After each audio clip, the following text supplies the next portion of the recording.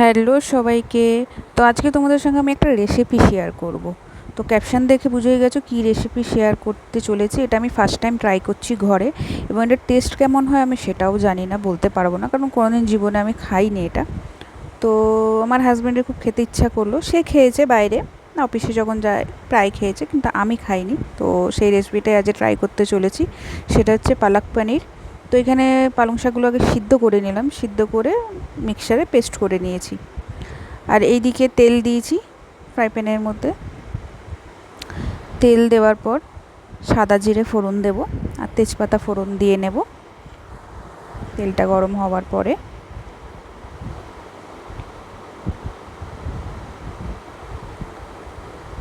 তো এটা কীরকম খেতে হয় যেটা বলছিলাম, কেমন খেতে হয় আমি জানি না। এটা মিষ্টি খেতে হয় না ঝাল খেতে হয়, কী খেতে হয় আমি জানি না। তো যাই হোক, রেসিপিটা পেয়ে আমি ভাবলাম একটু ট্রাই করি, দেখা যাক কেমন হয়। তো ফোড়ন দেওয়ার পর দিয়ে দিলাম পেঁয়াজগুলোকে একটু লাল লাল করে ভেজে নেব। আর ওই দেখো, ওইদিকে আমার মেয়ে চলে এসছে কী করছি সেটা দেখতে। তো এখানে লাল লাল করে একটু নুন দিয়ে দিলাম যাতে তাড়াতাড়ি ওটা নরম হয়। পেঁয়াজগুলো দিয়ে ভালো করে একটু লাল করে ফ্রাই করে নেবো। এই দেখো, এখানে ফ্রাই করা আছে, করে নিয়েছি। আর এখানে রেডিমেড রসুন আদা পেস্ট দিচ্ছি, তোমরা চাইলে পেস্ট করে নিতে পারো। তো আমাদের ঘরে রসুনটা খুব একটা চলে না, সেই কারণে রসুন পেস্টটাই আমি এনে রাখি। একটু আধটু রসুন কখনো সখনো লাগে, ওই জন্য পেস্ট করে রাখি না। আর এইদিকে দেখো, জিরে ধনে লঙ্কার গুঁড়ো হলুদ গুঁড়ো সবই দিয়ে দিলাম। আদা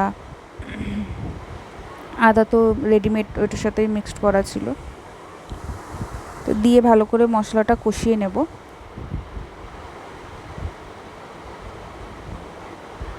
কষিয়ে নেওয়ার পর পেস্ট করে রাখা পালং শাকটা আমি দিয়ে দেবো।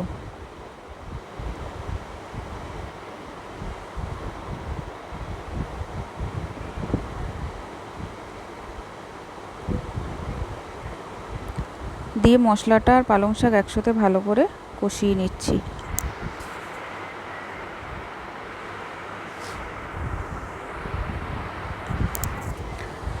তারপরে এর মধ্যে টমেটো পেস্ট করে, মানে টমেটো পিউরি দিয়ে দেবো।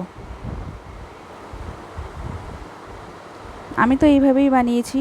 এছাড়া তোমাদের কাছে কোনো আইডিয়া থাকলে অবশ্যই কমেন্ট বক্সে জানিও, তোমরা যদি কখনো বানিয়ে থাকো। তো আমি এইভাবেই দেখলাম, ইউটিউব থেকে এইভাবেই করছে, তো আমিও এইভাবেই করলাম। তো ফাইনাল রেজাল্টে যেটা হলো, আমার হাজব্যান্ড খেয়ে বললো ভালো লেগেছে, কিন্তু সত্যি কথা বলতে আমার খুব একটা ভালো লাগেনি এই পালক পানির। মানে পনিরের টেস্ট নেবো না শাকের টেস্ট নেবো বুঝতে পারছিলাম না। অনেকের আবার হয়তো এটা খুব ভালোই লাগে খেতে, কিন্তু সত্যি কথা বলতে আমার কিন্তু খুব একটা ভালো লাগেনি। কিসের টেস্ট পাবো, পালং শাকের টেস্টটা একটু আসছিলো, মানে নাকে একটা পালং শাকের যে শাকের যে গন্ধটা হয় সেটা আমি পাচ্ছিলাম। আর এদিকে আবার পনির খেতে আমি খুব ভালোবাসি, সেই টেস্টটাও পাচ্ছিলাম। এই জন্যে আমার খুব একটা ভালো লাগেনি। আমার হাজব্যান্ড আবার বললো খেয়ে না, এটা ভালো হয়েছে। বাদ বাকি ঘরে সবাই খেয়েছে, বললো ঠিক আছে ভালো হয়েছে। এর সাথে পরোটা করেছিলাম, পরোটার সাথেই খাওয়া হয়েছে।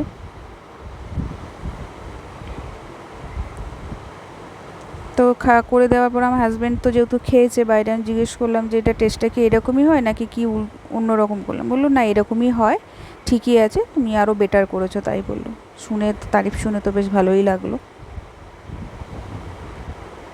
তো এবার এই দেখো, পনিরগুলো কেটে রেখেছিলাম কিউব করে, সেগুলো সব দিয়ে দিলাম।